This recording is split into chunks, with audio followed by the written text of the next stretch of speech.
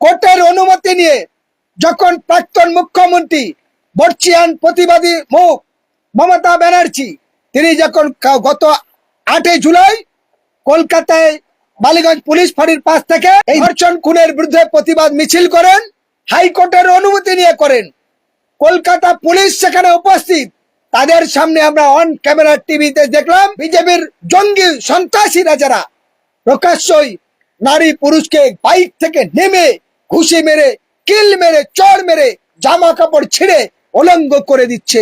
তাহলে গুন্ডা দমন বিলে ওই বিজেপির নেতা নেত্রী ওই জঙ্গি ওই গুন্ডাদের শাস্তি পাবে তো? এটা হলে কি মমতা বন্দ্যোপাধ্যায় লড়াই আন্দোলন করতে পারবেন না? তাহলে কি মমতা ব্যানার্জি রাজনীতি করতে পারবেন না? কে দিয়েছে এই রাইট? আমার দেশ স্বাধীন, তাহলে কেন পরাধীন হয়ে থাকবে? গুন্ডা দমন যে বিল এনেছেন রাজ্য সরকার, রাজ্য সরকারের আমি মাননীয় মুখ্যমন্ত্রী শুভেন্দু অধিকারীকে ধন্যবাদ জানাবো। কিন্তু আমি জানতে চাই, হাওড়ায় যারা পুলিশ গাড়ি ভেঙেছে বিজেপি নেতারা, তারা গুন্ডা দমন বিলের আওতায় আসবে? আমরা জানতে চাই, যে কোনো রাজনৈতিক দল, তারা রেজিস্টার পার্টি, তারা গণতান্ত্রিক দেশে পুলিশ এবং সরকারের পারমিশন নিয়ে, কোর্টের অনুমতি নিয়ে যখন প্রাক্তন মুখ্যমন্ত্রী বর্ষিয়ান প্রতিবাদী মুখ মমতা ব্যানার্জি তিনি যখন গত 8 জুলাই কলকাতায় বালিগঞ্জ পুলিশ ফাঁড়ির পাশ থেকে এই ধর্ষণ খুনের বিরুদ্ধে প্রতিবাদ মিছিল করেন, হাইকোর্টের অনুমতি নিয়ে করেন। কলকাতা পুলিশ সেখানে উপস্থিত, তাদের সামনে আমরা অন ক্যামেরা টিভিতে দেখলাম, ফেসবুকের মধ্যে দেখলাম কর্মী গুন্ডারা, বিজেপির জঙ্গি সন্ত্রাসীরা যারা প্রকাশ্যই নারী পুরুষকে বাইক থেকে নেমে ঘুষি মেরে, কিল মেরে, চড় মেরে, জামা কাপড় ছিঁড়ে উলঙ্গ করে দিচ্ছে। তাহলে গুন্ডা দমন বিলে ওই বিজেপির নেতা নেত্রী ওই জঙ্গি ওই গুন্ডাদের শাস্তি পাবে তো? এটা মাননীয় মুখ্যমন্ত্রীর কাছে আমার প্রশ্ন থেকে গেল, মাননীয় পঞ্চায়েত মন্ত্রীর কাছে আমার প্রশ্ন থেকে গেল, পশ্চিমবঙ্গ সরকারের কাছে, কেন্দ্র সরকারের কাছে, তাদের নিয়োগ করা সমস্ত প্রশাসনিক ডিপার্টমেন্টের কাছে আমার। তাহলে কি মমতা বন্দ্যোপাধ্যায় লড়াই আন্দোলন করতে পারবেন না?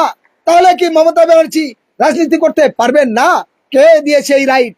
আমার দেশ স্বাধীন, তাহলে কেন পরাধীন হয়ে থাকবে?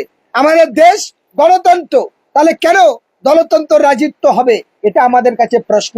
আমি গোটা বাংলার জাতি, ধর্ম, বর্ণ, সর্বস্তরের মানুষকে আমি আবেদন করতে চাই, গোবর পড়ে ঘুটে হাসে, তখন ঘুটে বলে ওরে গোবর তোরও একদিন আছে।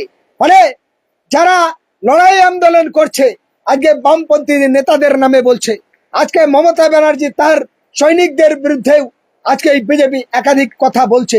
আমি বলতে চাই, আমি ব্যক্তিগতভাবে বিজেপি বিরোধী নয়, ব্যক্তিগতভাবে তৃণমূল বিরোধী নয়, ব্যক্তিগতভাবে কোনো রাজনৈতিক বিরোধী নয়। আমি একজন মানবাধিকার কর্মী হিসাবে মানবতার খাতিরে আমাদের কাছে কোনো জাত, কোনো ধর্ম, কোনো দল, কোন পলিটিক্যাল পার্টি, কোনো এমএলএ এমপি, কোনো পুলিশ, এটা কোনো বড় কথা নয়। আমরা জানি আমরা সবাই মানুষ, সকলের মানবিক আছে। ভগবান আল্লাহ, ঈশ্বর গড আমাদের চোখ দিয়েছে, পৃথিবী দেখতে পাই, আমাদের মুখ দিয়েছে বলে কথা বলতে পারি। তাহলে আজ বাংলায় একের পর এক ঘটনা ঘটছে, কোনোটা ন্যায় ইনসাফ বিচার হলো না। আজ আমরা দেখলাম বাড়ি থেকে তুলে নিয়ে গিয়ে এক বাবার একটাই মাত্র সন্তান আবু সিদ্দিককে পুলিশ পিটিয়ে পিটিয়ে মেরে তাকে হত্যা করলো। কই নতুন মুখ্যমন্ত্রী, তার মায়ের যন্ত্রণা বেদনার জন্য আবু সিদ্দিক কি ন্যায় ইনসাফ বিচার পাবে না? সেই পুলিশ অফিসার, তার কি ফাঁসি হবে না? তার এনকাউন্টার হবে না?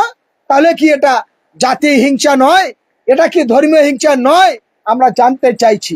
আমার কাছে প্রশ্ন, নতুন সরকারের কাছে, যদি দেশ পরিচালনার দায়িত্ব নিয়েছেন, দেশের সংবিধান আপনি শপথ নিয়েছেন, শপথ নেওয়ার পরে আপনি বলেছেন আমি বাংলার 11 কোটি মানুষের মুখ্যমন্ত্রী, আমি বাংলার সর্বস্তরের মানুষের মুখ্যমন্ত্রী, কোনো জাত নয়, ধর্ম নয়, কোনো বিভাজন নয়, সব দল মত নির্বিশেষে, জাতি ধর্ম বর্ণ নির্বিশেষে আপনি সবার মুখ্যমন্ত্রী, সকলকে নিরপেক্ষ ভাবে দেখা আপনার দায়িত্ব, আপনার কর্তব্য।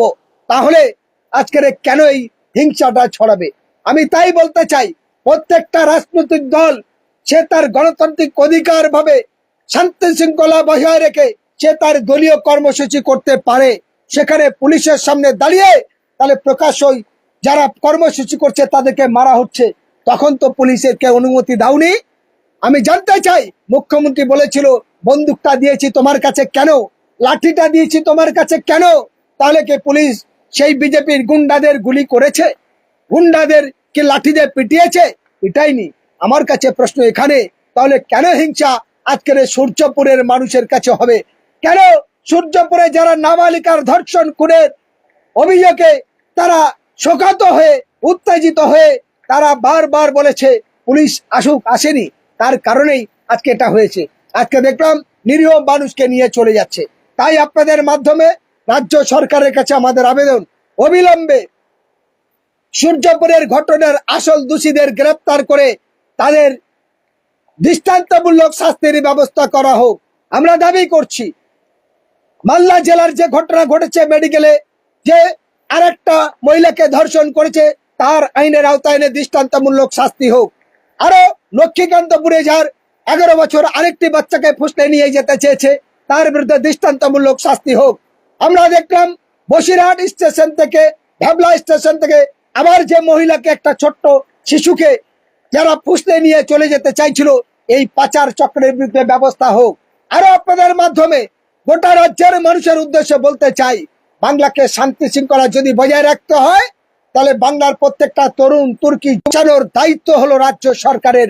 তাহলে অবিলম্বে রাজ্যের ভয়ঙ্করী মাদক হলো হিরোইন ব্যবসা, এই হিরোইন পাতা খেয়ে মানুষ পঙ্গু হয়ে যাচ্ছে, এটাকে বন্ধ করা হোক। আমি দেখতে চাই রাজ্য সরকার কতটা সঠিক। আমি দেখতে চাই এখানে মদ এবং বাংলা খেয়ে মানুষ প্রতিনিয়ত চুরি শাখা সিঁদুর মুছছে, সমস্ত লাইসেন্স ক্যান্সেল করে মদগুলো বন্ধ হয়ে যাক। ইংলিশ মদ খেয়ে, বাংলা বিহার খেয়ে মানুষের প্রাণ যাচ্ছে, বন্ধ হোক। সমস্ত জায়গা থেকে গাঁজা ব্যবসাটা বন্ধ হোক। মানুষের ঘি শুকিয়ে যাচ্ছে, সারাদিন পরিশ্রম করার পর সংসারে প্রতিনিয়ত গরিব ফ্যামিলিরা তারা এই 10 টাকার গাঁজা খেয়ে ওলট পালট করে, মানে কি বলবো, উলঙ্গ হয়ে রাস্তাঘাটে শুয়ে থাকছে। কেন এই দ্বিচারিতা হচ্ছে? চুরির সংখ্যা বাড়ছে, দুর্নীতির সংখ্যা বাড়ছে। আজকে বলুন, সরকার কি সুন্দর কারচুপি দিয়ে লটারির জুয়াটা শুরু করেছে। আপনি বলুন, ভোটের পর থেকে এই পর্যন্ত দিনে 3 বার লটারি খেলা হয়। দুপুরে 1টায়, একটা সন্ধ্যা 6টায়, একটা রাত্রে 8টায়। 3টেতে ডেলি 3টে prize, first prize, second prize, third prize. এই 2 মাসের টাকাটা কোথায় গেছে? একটাও লটারি কোম্পানি জবাব দিতে পারবে না। তাহলে এটা সাধারণ মানুষকে বোকা বানিয়ে তাদের টাকা ধ্বংস হচ্ছে। আর এই ফান্ডের টাকা কোন কোষাঘরে যাচ্ছে? সরকার, আমি মাননীয় স্বরাষ্ট্রমন্ত্রী, পুলিশ মন্ত্রী, মুখ্যমন্ত্রী এবং তাদের কাছে, আইনমন্ত্রীর কাছে প্রশ্ন রাখলাম, এর জবাব আপনারা নিশ্চিত প্রেস বিবৃতির মাধ্যমে গোটা বাংলার মানুষকে জানান যে মদে কত মানুষের প্রাণ যাচ্ছে, গাঁজা হিরোইনের মধ্যে দিয়ে বাংলার কত মানুষের প্রাণ যাচ্ছে। আপনারা বলুন, লটারির মধ্যে কত মানুষের ধ্বংস হচ্ছে আর কত মানুষ কোটিপতি হচ্ছে। আর এই কোম্পানির first prize, second prize, third প্রাইজের টাকা কাদের মাধ্যমে কোথায় গিয়ে জমা হচ্ছে? এই প্রশ্ন বাংলার মানুষের স্বার্থের জন্য আমি হোসেন গাজী মানবাধিকার কর্মী হিসাবে রাজ্যের নূতন নবনির্বাচিত সরকারের কাছে প্রশ্ন রাখলাম।